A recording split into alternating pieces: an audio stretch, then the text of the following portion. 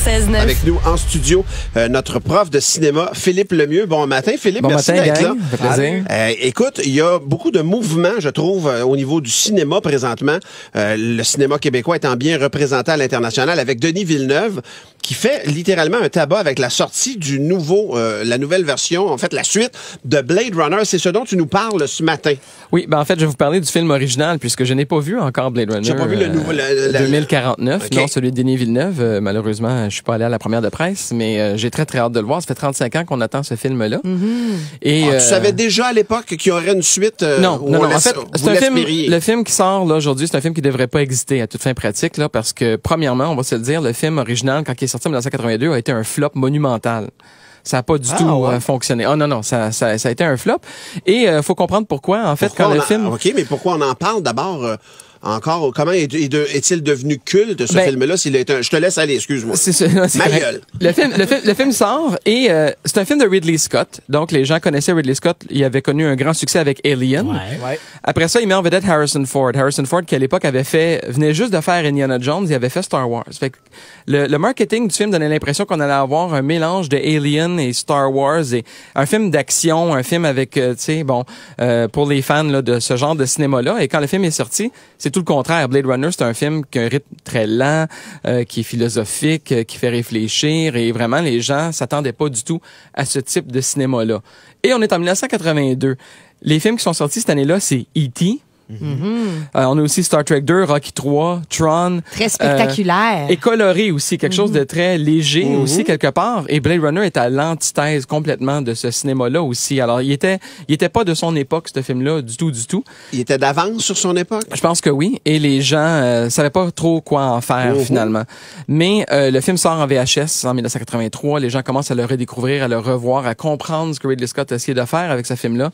Et entre-temps, est-ce que Ridley Scott a fait d'autres films qui fait que ça a peut-être piqué la curiosité de revenir dans son œuvre pour certains? Il a fait d'autres films, mais pas au point de piquer la curiosité, non. Et finalement, 10 ans plus tard, il y a un festival de cinéma aux États-Unis qui commande une copie 70 mm de Blade Runner et Warner Brothers, par accident, envoie la copie de travail du film.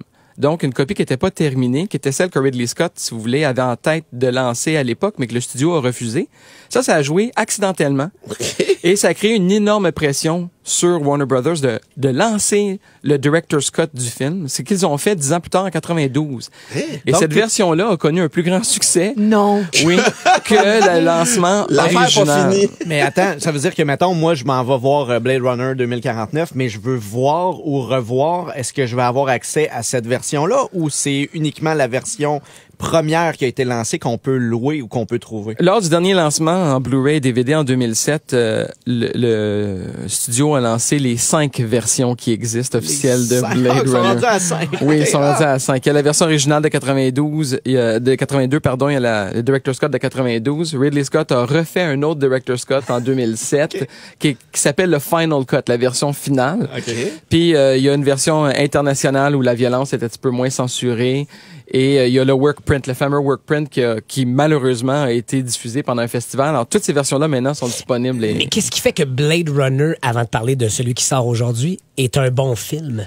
C'est un bon film parce que c'est un film qui est extrêmement riche. Moi, je dis souvent à mes élèves, un bon film, c'est comme un oignon. Plus on gratte, plus on trouve de couches. De couches, exactement. Et Blade Runner, c'est complètement ça. C'est un film qui parle simultanément d'un paquet de sujets, notamment de toute la relation qu'on a avec la technologie. Alors, c'est des intelligences artificielles, c'est les réplicants là dans le film, les robots, si tu veux, que le Blade Runner doit traquer et tuer. Et ils ont toute une réflexion dans le film sur ce que c'est que d'être humain, ce que c'est l'humanité. On a une scène dans Blade Runner notamment où le leader des réplicants rencontre son créateur et lui pose des questions. Pourquoi est-ce que je meurs? Qu'est-ce que je fais là? Pourquoi tu m'as créé? Ben ça, c'est l'homme qui pose des questions à Dieu, littéralement. C'est ça, la métaphore. C'est quoi un Blade Runner? Je t'entends parler de Blade Runner puis Réplicant. Un Blade Runner, c'est un policier dont la mission unique est de trouver et de tuer les réplicants qui sont finalement des intelligences artificielles qui sont illégalement sur Terre parce qu'ils n'ont pas le droit d'être sur Terre. Ils ont été conçus pour travailler sur des colonies extérieures. Ah, OK, parfait. Il y a une légende qui dit que Stanley Kubrick aurait peut-être contribué au film. Est-ce que c'est vrai ou c'est pas vrai? C'est totalement vrai, parce que quand le film est sorti en 1982, la version que Ridley Scott a présentée au studio faisait pas leur affaire. Ils ont dit c'est beaucoup trop noir, ça finit de façon très abrupte, et tu vas nous rajouter une fin heureuse, ensoleillée, où le héros, Harrison Ford, part dans le soleil couchant là, avec l'une des réplicantes avec qui il est tombé en amour.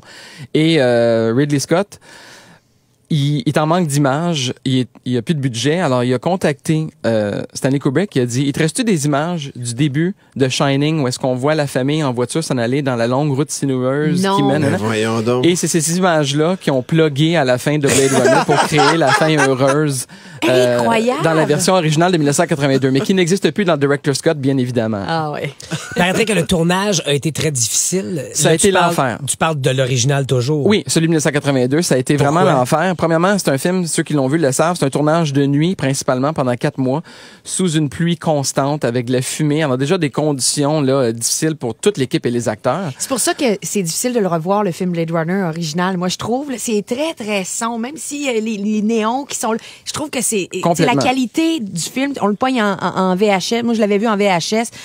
J'ai trouvé ça compliqué, là. Ben, l'idée, en même temps, c'est de démontrer que ça va pas bien sur la Terre au niveau environnemental. Alors, il était vraiment en avance sur son temps à ce sujet-là. Le directeur de la photographie, Jordan Cronenweth, souffrait de Parkinson pendant le tournage. Et même le dernier mois du tournage, il était en fauteuil roulant pour terminer le film. Dieu, OK. Harrison Ford ne s'entendait pas du tout avec Ridley Scott. Les deux se parlaient à peine. D'après tout le monde sur le plateau, là, c'était un froid incroyable. C'est ça que je trouve étonnant que 35 ans plus tard, ils s'entendent assez maintenant pour faire la suite. En même temps, c'est pas lui qui l'a réalisé cette fois-là, c'est Denis Villeneuve. Alors, d'ailleurs, on parle de Denis Villeneuve. Toi, quand tu as su qu'il allait avoir une suite, quelle a été ta réaction? Et étais-tu content que ce soit Denis Villeneuve? Ben moi, dès qu'ils l'ont annoncé, je me suis dit non, c'est pas une bonne idée. C'est comme faire une suite à E.T. Voyons, tu touches pas à Blade Runner, tu touches pas à un film culte.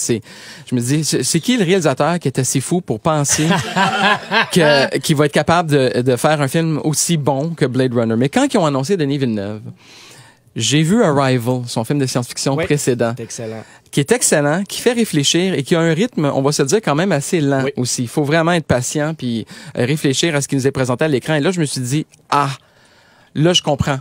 Je comprends pourquoi ils ont engagé Denis Villeneuve, puis je trouve que c'est le meilleur réalisateur, nonobstant son origine, évidemment. OK, t'es pas chauvin quand tu dis ça, là. Non, il aurait pu être de n'importe quelle nationalité. C'est le gars qui a fait Arrival, il est parfait pour faire Blade Runner. OK, c'est vraiment... Il va-tu aller chercher le score du meilleur réalisateur, Denis Villeneuve? Grâce à ça, moi, j'ai prédit ça.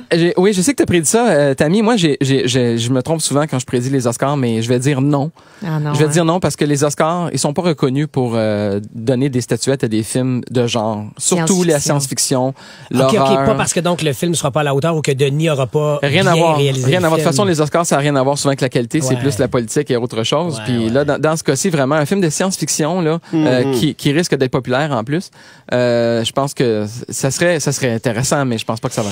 On s'en reparle le 4 mars. Oui, mais donc ton espèce de non, ils font une suite parce que c'est Denis Villeneuve et parce que les premiers échos sont très positifs en ce moment d'un peu partout sur la planète. Est-ce que tu es excité à l'idée de en fin de semaine découvrir Blade Runner 2049 ou t'es encore prudent? Ben, ça fait 2 semaines que je dors pas, Patrice, fait que je te dirais que j'ai un petit fond de fébrilité à voir. Je me suis retapé les 5 versions dont on parlait tantôt, Billy. On a refait Blade Runner.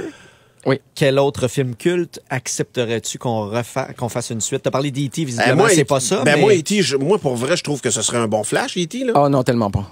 L'extraterrestre qui revient puis que le petit Elliot est rendu adulte. On dirait qu'il y a non, mais regardez le film original. Il est là, il est bon, il est parfait. Pourquoi le refaire? La seule phrase qui changerait, c'est E.T. Cell Phone Home. C'est juste ça qui... E.T. Tweet Home. Non, moi, je suis d'accord. Je trouve qu'il y en a eu plein d'affaires de martiens qui arrivent sur Terre puis qui s'accrochent à des... Moi, je trouve qu'on l'a déjà refait quelque part, E.T. en plein d'autres C'est vrai, ça versions. aussi. Star Wars, faut pas toucher à ça. Faut pas faire ce qui a précédé. Faut pas faire ce qui a suivi. Star Wars, on a tout ce qu'il faut. Faut pas aller là. Ouais, merci, Patrice. Mais pour répondre à la question, Billy, c'est un film que presque personne connaît, mais Metropolis, qui est un classique de la science-fiction de 1927, dont s'est inspiré d'ailleurs Blade Runner. Qui est le père de la science-fiction, on dirait. Oui, et qui est un de mes films cultes. Celui-là, je pense que ça serait un bon remake à faire parce que le film, il est muet, l'original, personne ne le connaît, puis il gagnerait à être refait. Okay. Et l'hypothèse que Denis Villeneuve reprenne un James Bond dans la longue série, est-ce que ça te sourit ou pas, toi? Je serais très curieux de le voir faire un James Bond parce que contrairement aux autres films qu'il a fait, James Bond quand même ça a un certain rythme. Oui, c'est une vitesse, là. Donc il y a cette obligation là et ça l'amènerait à l'extérieur de sa zone de confort. Fait que là oui, je serais très curieux de le voir faire un film de James Bond. Parfait. Hey, merci. C'est vraiment intéressant, très intéressant. Philippe Lemieux, prof de cinéma au Cégep de Saint-Jérôme et aussi ici dans Debout les comiques. Et bonne fête en retard encore. Merci. Très gentil, Martin. Quel âge que ça te fait? Ça me fait 46 ans physiquement, mais 16 ans d'âge mental. Hey, c'est quoi? Patrice te paye le cinéma. Ah oui? Pour ta fête. Ben oui. Ben oui, ça me fait tellement plaisir. J'y en dois plein à Philippe. D'ici dit.